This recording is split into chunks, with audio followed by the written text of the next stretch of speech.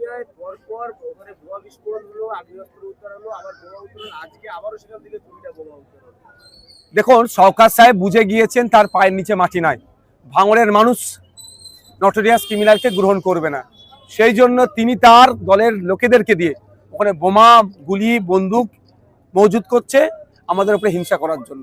নির্বাচন কমিশনের কাজ হবে এটাকে ইনশিওর করা, মানুষ যাতে তার মতামতটা ঠিকভাবে দিতে পারে। আমি একটা নাম বলছি, সওকাত সাহেবের সাথে খুব ঘোরাঘুরি করতো, বড় বড় দাপাদাপি করতো চালতাবেরিয়ার নেতা ওহিদুল ইসলাম সাহেব এখন কোথায়? বোমের ওই দিনকে যে বোম তৈরি করছিল গণতন্ত্রকে বিপন্ন করার জন্য, ওই বোমের আঘাতে তিনি অসুস্থ হয়ে পড়েননি তো? একটু খোঁজ নিয়ে দেখুন, তাকে দেখা যাচ্ছে না কেন? তাকে ধরা পড়লে সওকাত সাহেব বা কারা কারা আছে যুক্ত সব জানা যাবে।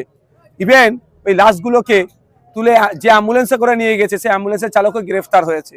সেখান থেকে খবর পাচ্ছিলাম এনআইএ এসেছে। এনআইএ এসে কি সওকাত সাহেব বা জড়িয়ে আছে বলে কি তারা চুপ করে গেল?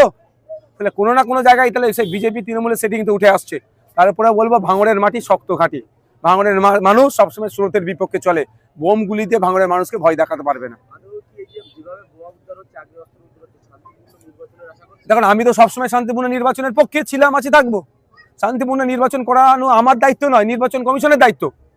শুধু প্রেস করে বলে দিলে হবে না, নির্বাচন কমিশনকে যথাযথ দায়িত্ব নিয়ে শান্তিপূর্ণ নির্বাচন করাতে হবে, নাহলে জবাব আমরা নির্বাচন কমিশনকে দেবো।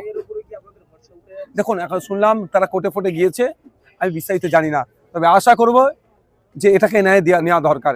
কারণ এমন বোমবান ছিল, স্পটে 2জন ডেড, আবার শুনলাম নাকি 4জন এখনো লাপাতা। তারা হয়তো মনে হয় এতক্ষণ কোথায় আছে বোঝা মুশকিল, মারা গেছে না বেঁচে আছে। তাহলে এত বড় ঘটনা, এটা সীমান্তবর্তী রাজ্য, আবার সীমান্তবর্তী জেলা, এটা আমাদের ভাবতে হবে। এত বোম, বারুদ, পিস্তল কোথা থেকে আসছে, এটা তদন্ত হওয়া দরকার।